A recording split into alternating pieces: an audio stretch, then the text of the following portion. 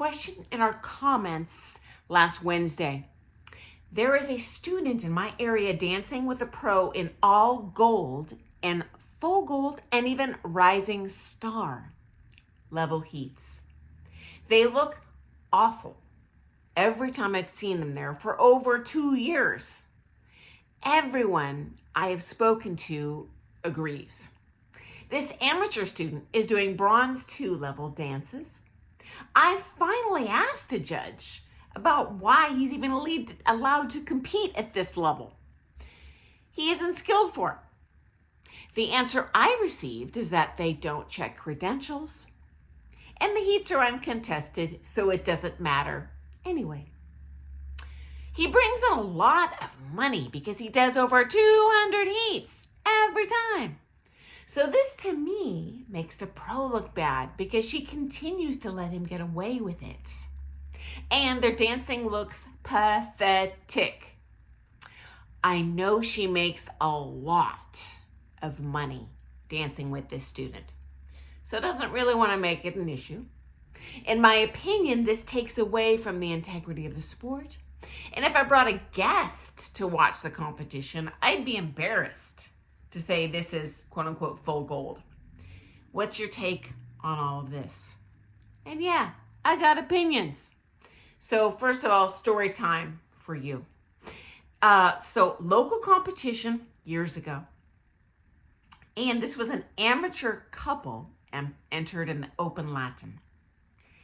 And they went out there.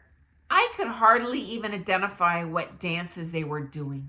I had never seen this couple before. They belonged to newcomer, and yet they were entered in championship. Okay,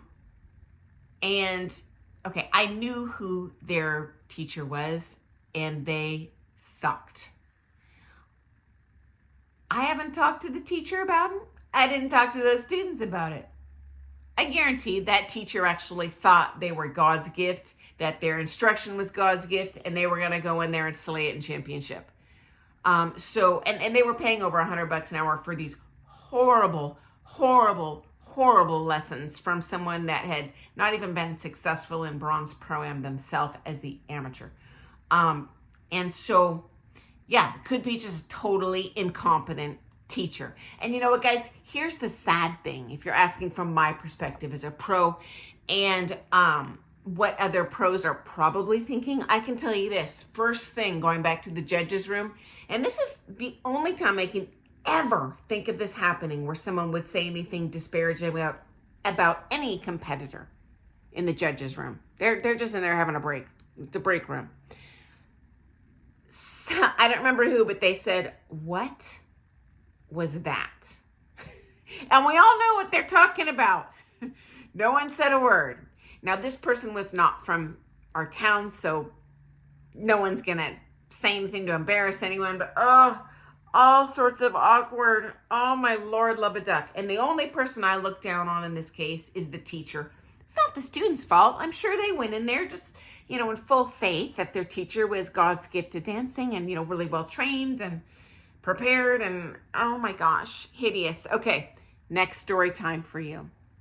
I had students who fancied themselves as being championship level dancers. I would have put them in bronze. When they came to me, all enthusiastic that they were entering at championship level at nationals and pre-champ, but they really were there for the championship, I was like, I just don't see that happening. And they kept pressing, and honestly, I kept saying the same thing. Like, you can nag at me all you want. I'm not going to lie to you. If you want me to support you, just say it once, and I'm going to say my 2 cents. I'm not going to change my opinion. If you're going to suck at something, I'm not going to blow smoke up your skirt and tell you, yay, go for it, you're going to slay, when they're just going to be danced off the floor and frankly reflect badly on me.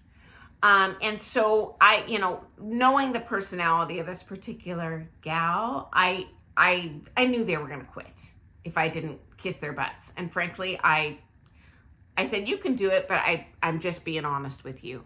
And yeah, they teacher dumped me. And, over the years, how much money did that cost me? Probably a lot. Did they also enter pre-champ and championship at nationals that year with another teacher in town who totally supported their dream and was enthusiastic and encouraging? Yeah, they paid a fortune for lessons with that coach. And when they placed last with 0 callbacks in the first round in pre-champ, they dropped out of the championship. And in my opinion, made fools of themselves at nationals. And in that case, who do you blame? I mean, at that point, I think it was definitely those students. But is what it is, okay? For me, if I see a couple, even though I've been in that position where it's the students kind of ramrodding that, I'm going to blame the pro. It doesn't reflect poorly on the student, okay? Again, it might be the student driving it, but as a pro watching, okay, next up. It chaps my hide when I see dancers who have pointed out of a category, meaning they are, I'll say, too good to be dancing at that level, enter the event at a comp. I hate it. It is not ethical. It's not fair to the people that are legit at that level. It is very discouraging when you have your butt kicked by someone who's been dancing 30 years at gold and now they're in my bronze heat. No, that's not fair to my student. So that really chaps my hide. Now, truth be told, I don't give a rat's here if there are dancers out there who are incompetent for that skill level, as long as they are making informed consent, meaning their pro has been honest with them, like, hey, it's going to be good practice for you to be out there and push yourself, but this is actually the level I would recommend that you enter, or the level you're probably going to win at. My advice to my students is always, you can win your way to the top by competing as low as you're eligible for, or you can lose your way to the top and compete as high as they're allowed to enter, which, again, in the United States, I don't know how that works internationally, but in the US, you can enter Open Pro if you want. I've never seen someone enter Open Pro that sucks, but I mean, technically it's possible. I wouldn't recommend it. Here's another reason why. It's not just the feeling of success going up the ranks instead of constant feeling of failure. You're going to look better on the floor against people of comparable skill level. A competition is essentially relative. You put a silver level dancer, someone dancing a good silver technique on a bronze floor doing a bronze routine, they're going to look beautiful. You put a silver technique couple doing gold figures on a gold floor, it's not going to show well. Now on the upside, here's why I don't have a problem with it. Again, as long as the teacher is honest with it, teacher's competent and can identify that they are, what skill level they are, and that they're telling them, hey, probably not going to win, but you'll get more floor time. But it's a great benefit to the dancers that do belong in that skill level. I've talked about how primes get totally raked over the coals with these fees. The nice thing, if you get a heat with a lot of entries, and I always called them, it's horrible, forgive me for saying this, I'm just being honest, cannon fodder. People that enter that really don't belong there, that are doing it for the experience. It gives the more qualified dancers the opportunity to dance more at the same price, right? Because you just don't enter that one comp entry fee. What if you get to do 5 heats? You've just got massive value for your dance dollar. And plus, in my opinion, it's more fun to be out there on the floor with more competitors. For me, whether they're, overqualified, underqualified, I don't care. I like having a lot of couples on the floor, but maybe that's just me. Do I think it is disparaging to the sport? I personally think it's it reflects poorly perhaps on the individuals involved, be it the dancers are probably more often the pros, pushing them to enter all these events so they can pad their pockets. Because you did mention this student entered over 200 heats in every comp. Tells me that they got a lot of money. also indicates they probably are taking a lot of lessons. And what if, that pro has only one other student? Maybe they're trapped now in that client relationship where, well, now I got to do what they want because they've, got me by stranglehold here. I'm going to not pay my rent if I tell them the truth. Or maybe, who knows, maybe they're saving up to send their kid to the orthodontist and an expensive college. I just sure hope they are not hard selling the student with a false dream that's unachievable to pad their wallet, because that comes at the expense of the student's reputation and frankly their own reputation. Well, I wouldn't sell out, but that's me. And finally, for the students that do choose with informed consent to do many events, even if they know they're going to be danced off the floor, I do see a benefit to that, to what I call the cannon fodder, because A, you get lots of warm-up rounds, and B, you get, I'll say, exposure therapy. So the more you will compete, you're on that comp floor, you're in that high pressure situation, you become a little bit more immune with time to those nerves that can really suck the quality out of your dancing and keep you from dancing to your full potential.